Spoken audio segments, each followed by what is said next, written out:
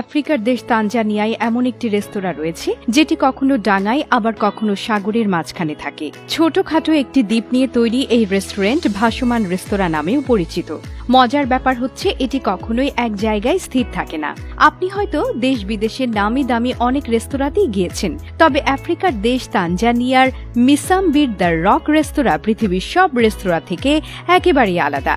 বিশেষ করে জোয়ারের সময় যে পাথরের উপর রেস্তোরাঁটি তৈরি হয়েছে সেটি নিজেই ছোট্ট এক দ্বীপে পরিণত হয়। তখন মনে হবে আপনি সাগরের মাঝখানের এক রেস্তোরাঁয় বসে খাওয়া দাওয়া করছেন। তানজানিয়ার জাঞ্জিবার দ্বীপপুঞ্জের এক দ্বীপ উনগুজা, এখানেই মিসাম্বি পিংওয়ে সৈকতের অবস্থান। ভাটার সময় দ্য রক রেস্তোরাঁটি যে পাথরের উপর সেটি থাকে বালুর উপর, মানে তখন একে সৈকতের অংশই বলতে পারেন। অর্থাৎ বালুর উপর পায়ে হেঁটে কিংবা বড়জোর পায়ের পাতা ভিজিয়ে পৌঁছে যেতে পারবেন রেস্তোরাঁটিতে। তবে জোয়ারের সময় ওই রেস্তোরাঁয় গেলেই উপভোগ করতে পারবেন বেশি। তখন ওই পাথর একটি দ্বীপে পরিণত হয় আর আপনি সেখানে যাবেন নৌকায় চেপে। তখন ভারতের মহাসাগরের বুকে পাথরের উপর এক রেস্তোরাঁয় বসে এখানকার বিশেষ বিশেষ সব মেনু উপভোগ করতে পারবেন। অর্থাৎ দিনের কোন সময় যাবেন সেটার উপর নির্ভর করছে পায়ে হেঁটে রেস্তোরাঁয় পৌঁছাবেন নাকি নৌকায় চেপে। পাথরের উপরে রেস্তোরাঁর ধারে পৌঁছার পর কাঠের একটি সিঁড়িতে চেপে উঠবেন রেস্তোরাঁয়। মাকুতি পাম গাছের ছাদের নিচে 20টি আরামদায়ক টেবিল পাতা, সেখানে বসে উপভোগ করবেন লাঞ্চ বা ডিনার। ভাটার সময় 3 পাশে পাবেন ভারত মহাসাগরের স্বচ্ছ জল, আর জোয়ারে তো জল পাবেন চারিদিকেই। এখন আপনার নিশ্চয়ই জানতে ইচ্ছে করছে এখানকার খাবার মেনুতে কি থাকে। রেস্তোরাঁটি বেশি পরিচিত এখানকার নানা ধরনের সি ফুডের জন্য। আছে বিভিন্ন রকম পাস্তাও, পাবেন সবজির বিভিন্ন মেনু ও নানা ধরনের পানীয়ের ব্যবস্থাও। রেস্তোরাঁটির শেফরা এখানকার খাবারগুলো তৈরিতে পাশ্চাত্যের বিখ্যাত কিছু রেসিপি অনুসরণ করেন। একই সঙ্গে প্রতিটি মেনুতেই জাঞ্জিবার অঞ্চলের ঐতিহ্যের ছাপও যেন থাকে, সে বিষয়েও খেয়াল থাকে 16 আনা।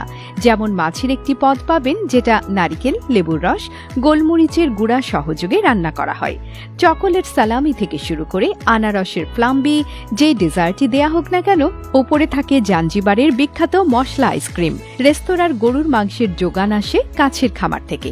মশলা, শাকসবজিও স্থানীয় বাগানে চাষ করা। এখানে লাঞ্চের সময় 2টো, 12টা আর 2টা। ডিনারের টাইমটা হয় বেশ আগে ভাগে, বিকেল 4টা আর সন্ধ্যা 6টায়। অবশ্য কখনো কখনো ব্রাঞ্চ অর্থাৎ নাস্তা ও দুপুরের খাবারের মাঝামাঝিতে কিংবা একটু রাত করেও খাবার মিলবে, তবে আগে থেকে অবশ্যই আপনাকে অর্ডার করতে হবে, না হলে কিন্তু খাবার মিলবে না।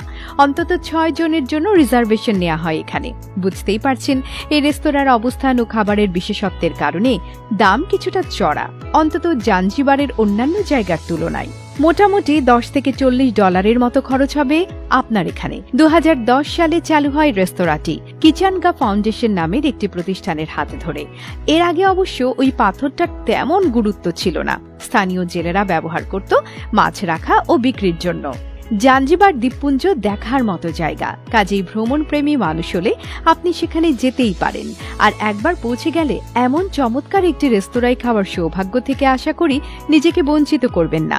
রেস্তোরাঁটির আশেপাশে বেশ কিছু রিসোর্ট আছে। পাজে ও বুয়েনজো গ্রাম থেকে সহজেই পৌঁছে যেতে পারবেন। এছাড়া আসতে পারেন জাঞ্জিবারের মূল শহর স্টোন টাউন থেকেও। ও আরেকটা কথা, যারা খেয়েছেন তারা কিন্তু বলেছেন এখানকার খাবার যথেষ্ট সুস্বাদু। তার মানে চমৎকার স্বাদের খাবার আর অসাধারণ প্রাকৃতিক সৌন্দর্য দুটি উপভোগের সুযোগ মিলবে পাথরের ওপরের রেস্তোরাঁটিতে গেলে।